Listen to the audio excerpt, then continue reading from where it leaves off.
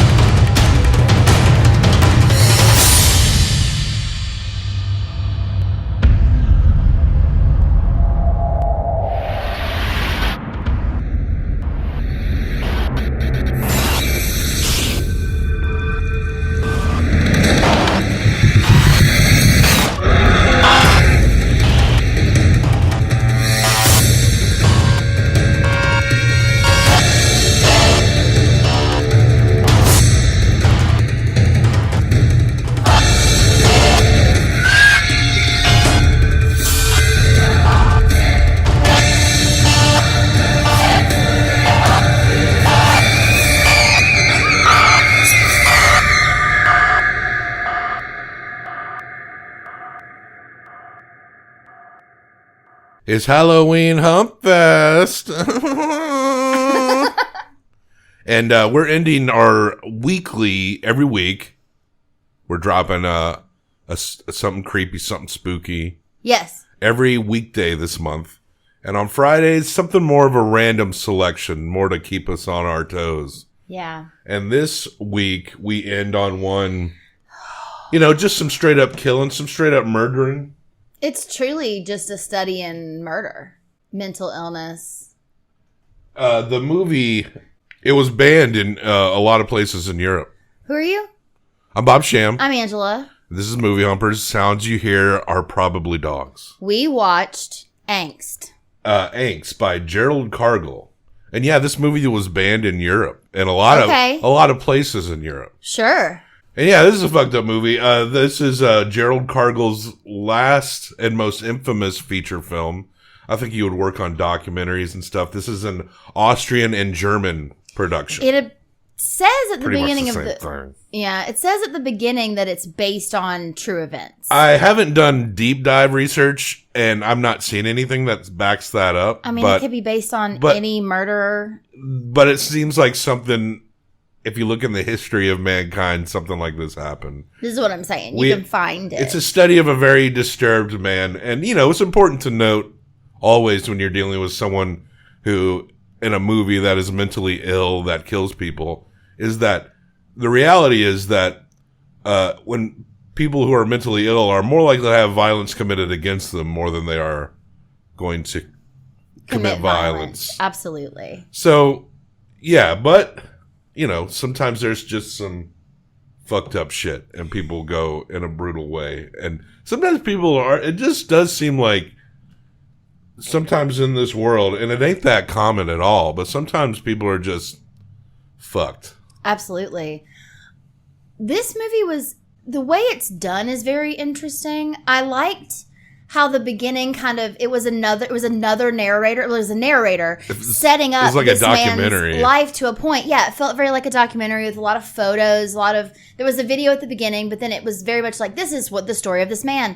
But then it flips to he's narrating. There is very little dialogue. I think all the dialogue on this movie could probably fit on one page. That's true. There's no dialogue. It's all, and this is a foreign film, so we're reading all of this. In terms of dialogue of surrounding characters that this guy deals with, we got the original narrator that's kind of like a documentary, and then we got the narration of the killer himself. And yeah, you're right. That's it. And when you think about when he's in the diner or he's in the house, like you can almost remember everything. I don't even think any words are exchanged in the diner. No, the woman who waits on him says nothing. Says nothing at all.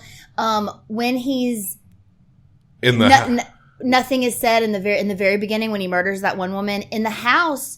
Sometimes the mother called the name of the daughter a few times. The son who has some sort of physical and mental disabilities happening. He calls him Papa, and then later he tries to say, "Mama, Papa's here," and she's like, "Oh, you stupid! Your father's been dead for years." Totally, like, and that's like the longest thing anyone says. Yeah, and then the cops at the end are asking him questions. Yes, that is honestly like the only conversation that happens, and I don't think he speaks. I think he's just narrating still. Sometimes we do this fun thing where we have you tell the whole movie in 2 minutes.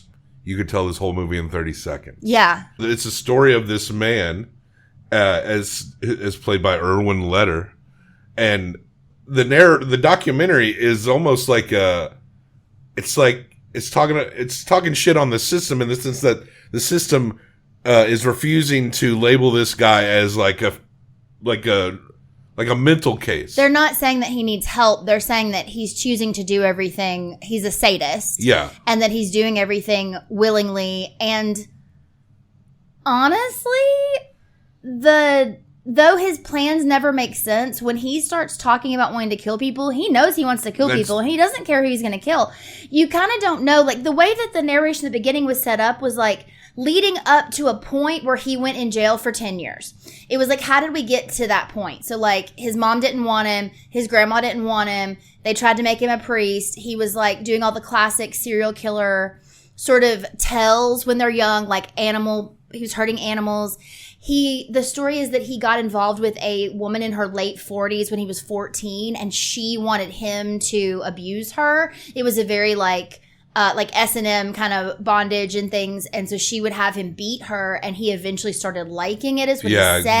The psychosexual connection. Yeah, like he had couple fucked up relationships with women. The thing that seems like pure mental illness, like this guy should be put in a psychiatric prison, is that he cannot seem to control his desires. Yeah. Like, he can't, like, it takes mountains, it seems like, to get him to, when he was in the restaurant, he wanted to fucking kill those girls. Yeah. It seemed like it took a lot of, like, concentrated effort just to leave that place and go somewhere else. And it's interesting because he talks about the 10 years. So basically, he has all these, weird relationships with women. He tries to kill his mother at one point, but she survives. He goes to jail for that. Then he shoots this older actress in the face. Mm-hmm. He says he doesn't know why. That's when he tries to say, I'm crazy, I need help. The movie. And they say, no, you're not crazy. You've had a history of violence. You did this on purpose. He goes into jail for 10 years. When he's getting out of jail, he says... They said that he was going to rob the couple that we see shoot. But he had no desire to rob them. What did he take?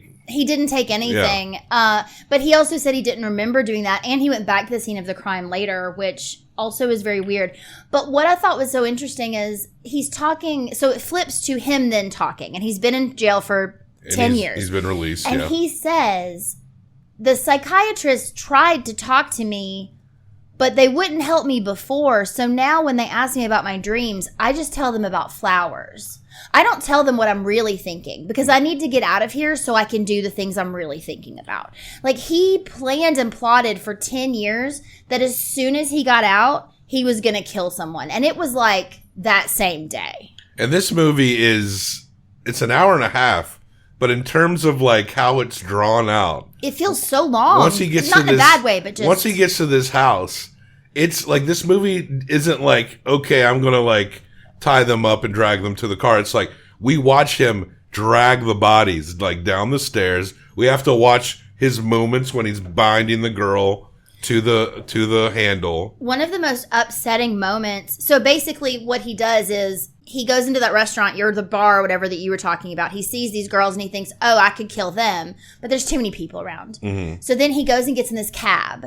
And then he's like, oh, now my plan is to kill this woman. So he's going to strangle her, but she realizes what he's doing because he's taking his laces out of his shoe. And she's like, you're being weird. So she kicks him out. She kicks him out. He runs through the woods and he finds his house that he thinks is abandoned. Come to find out, it's an older woman, her grown daughter, and their grown son who has mental and physical disabilities. And the thing that was, so then he, in turn, obviously we can talk about what he does to each one, but. There's a final girl in this movie. The dog. Mm-hmm. The dachshund. The dachshund is. The final girl. The final girl. She's amazing. She does a great, that dog is great. Yeah. The dog did a great job. We'll give her, we're giving that dog a Humpy award. Yes. Congratulations. Extra 0.25 for that I need dog. to come up with some graphic. She's a cutie. That would qualify as a Humpy. We'll be giving Humpies at some point. Yeah, well, and so I don't know if you want to go through what he does to each of them, but in turn, he kills each of these three people.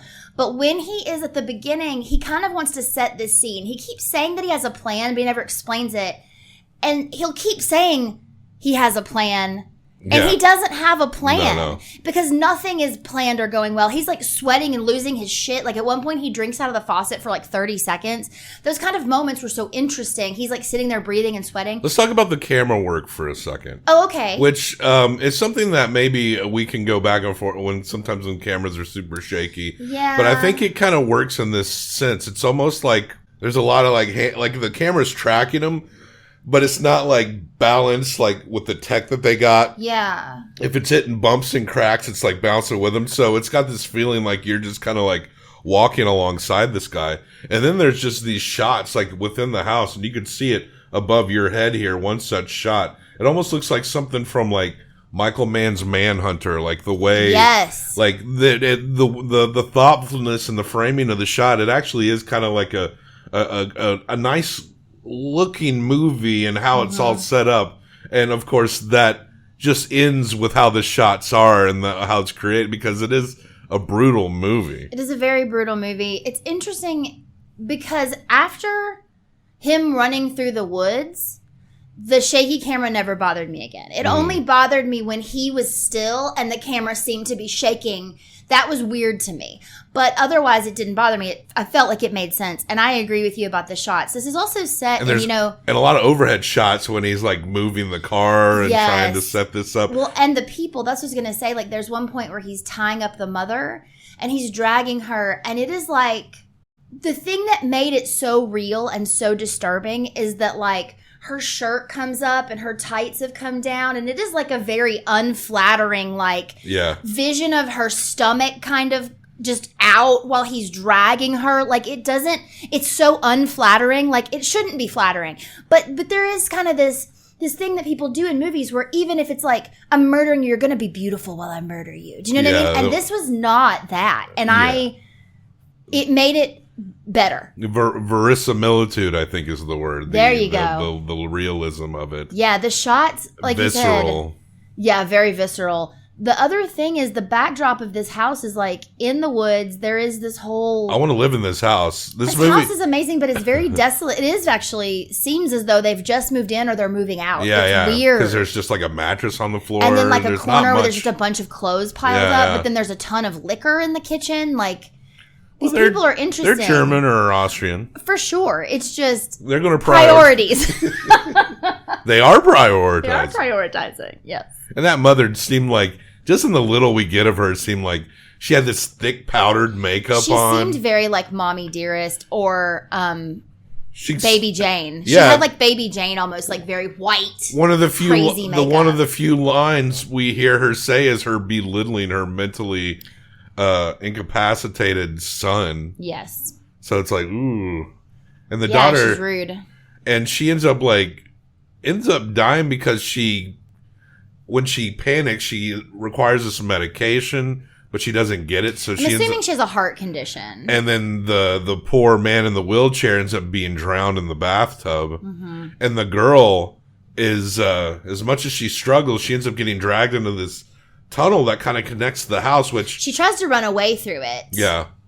And meanwhile, the dachshund, the dog, is running all over the place, back and forth. He's watching everything. He's running back to the house and hiding under blankets, or he's following him around. But then he starts to stab this girl. And that is like one of the harshest scenes in the movie. Like, blood is going everywhere. And then he passes out on top of her, and the camera pulls back, and he's pulled his pants down, which implies that he probably raped her corpse or something. I don't know, because later when he's dragging the mother's dead body out of the house, when he decides he wants to keep them, he's talking about how excited it makes him, the idea of keeping these dead bodies, and he fucking comes in his pants. Yeah. I don't know if he even raped her or if he just let his dick out. Do you know what I mean? Like, he seemed to not need more than thoughts to get off. So he ends up deciding he's going to take their car. Well, he wants to take their car. They don't have the keys. So he has to go back, find the keys. And then he drags the man from the tub to the car. Then he drags the mother down the steps into the car. And then he does this weird thing where he takes a bath in the sink. Yeah. But he doesn't really clean himself. And then he puts on like clean black pants from the pile of clothes, his bloody shirt, and a white tails jacket.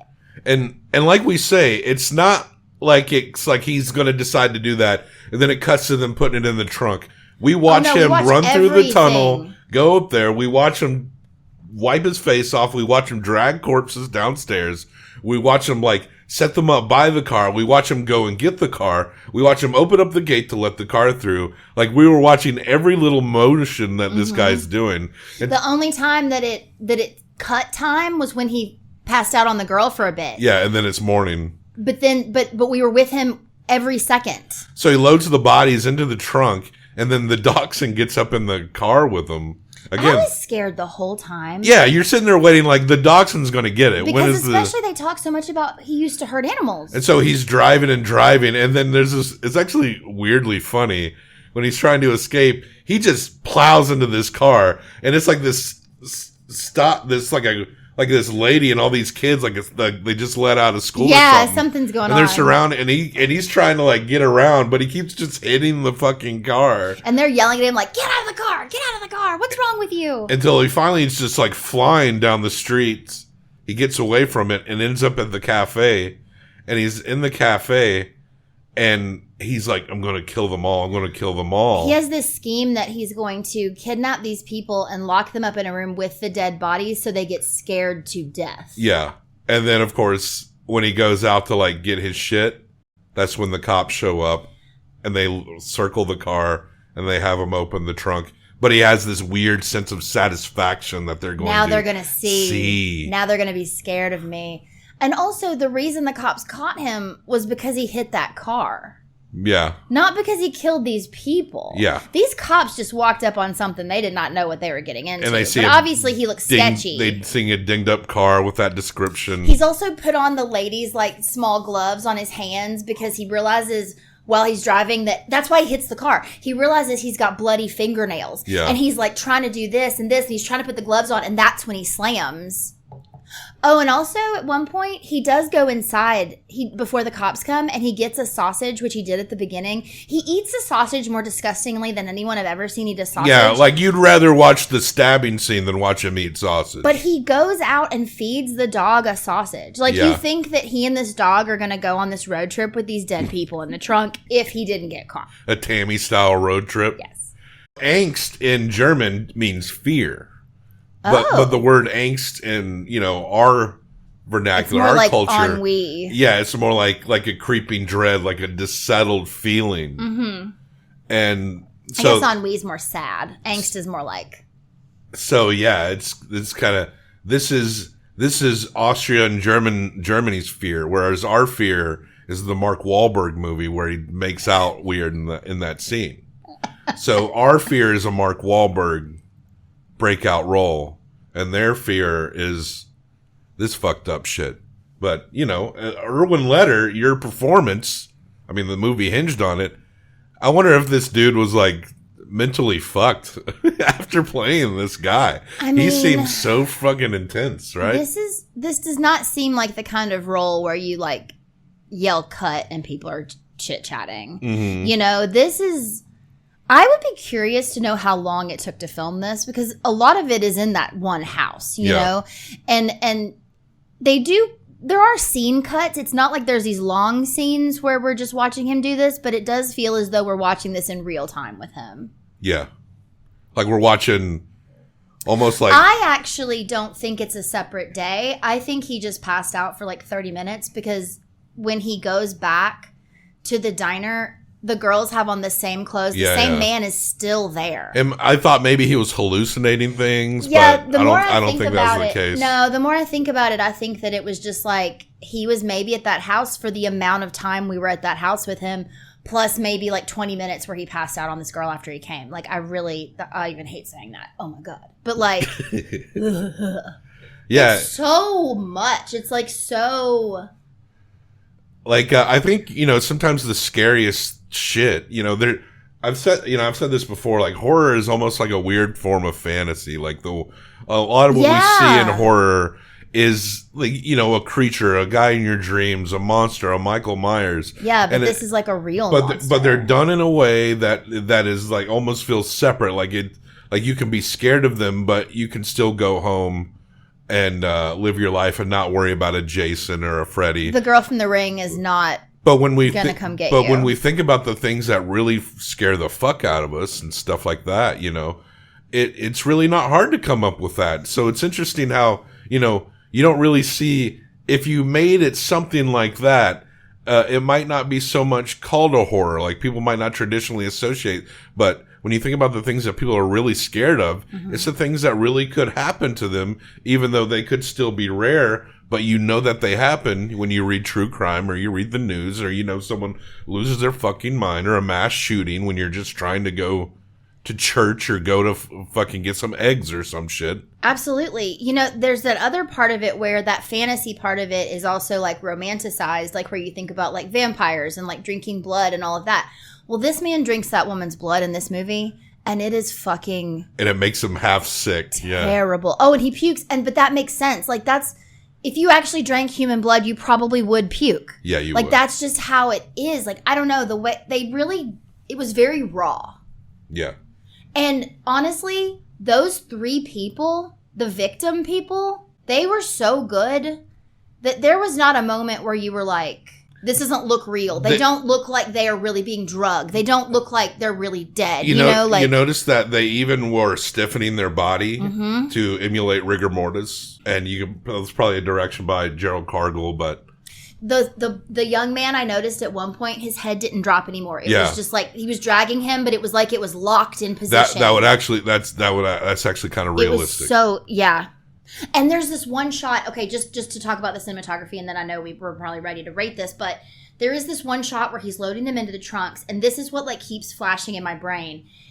He's got, I think, the mother already in the trunk, and he's lifting the son into the trunk, but the shot's pulled back so far that in the bottom left corner, you see the dead girl. Mm-hmm.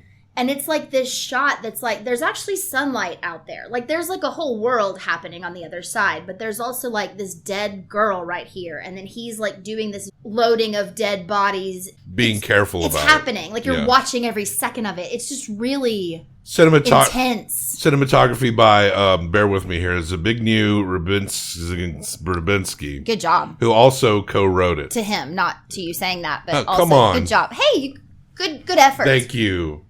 Well, we're going to rate this a fucked up movie. Oh, my God. You're going to give it 1 through 5. I'm going to give it 1 through 5 combined for best. Okay. Out of 10. A disturbing movie, but you can't say it's a bad one. You feel like you're being stretched thin just sitting through it. The music? Oh, yeah. Music was great. By Klaus Schultze. I love the music. It was so, at one point, I hadn't even noticed it. And then you were like, this music. And I was like, oh my God. Because it even did this thing where he's running through the woods and the music's very like kind of fast and loud. And then as he sees the house, it like, like kind of like fades out. When he starts like, to weirdly. ramp up, because it's like so fast. But then he sees this house and the music kind of like slows down in this weird way because he's like honed in on this new thing. It's done so well. So what do you rate this? 4. Same. I think it's a solid ass 4 movie. I mean, I do too. You can be disgusted by this movie, and rightfully so. And Yep. you can be like tired of sitting through it. Absolutely. Rightfully so. But like you can't say it's not well crafted. You can't say it's not well shot. You can't say Absolutely. it's not well acted. This is a film. It does exactly what it intends to do. And it intends to disturb you and make you anxious. And it does so. Yes. So you cannot fault it. 1983's Angst, directed by Gerald Kargl, is an 8 out of 10. And if you like your fucked up fare, movies that are like, what is a good fucked up movie? This is one you should throw on that list. Yeah. And So stuff like Funny Games, that's like hack bullshit. Like, ooh, Michael Haneke. Shots fired on you, bitch. I mean... Shots fired on Michael Haneke. Listen, Michael Haneke. We may revisit that movie. I would watch it again and I would love to talk about it. Okay, maybe it's not hack bullshit, but it makes me mad. Well, maybe it's supposed to. Fair. All right. Probably I'll give it a 4. So we're not going to show the list because we record ahead of time and it's going to be very confusing. It probably still will be. If you pay attention to the list that we've posted so far, we'll be like, you guys haven't talked about that movie yet. And it's like, I bet your facial hair changes every day in October. I should change my facial hair like every day anyway. Right? Yeah. All right. So, and check the show notes for links and other places to find us. Join us next week. We start off with another Hammer horror. And actually, I can't remember. Anyway. Yeah. There'll be more scary stuff coming. Keep listening. Keep watching. Keep listening. And like and subscribe. Have you ever seen this movie? What kind of fucked up ass movie would you recommend? And we know a Serbian film exists. So, yeah. But, yeah. What do you say when we get the fuck out? Death to all traitors.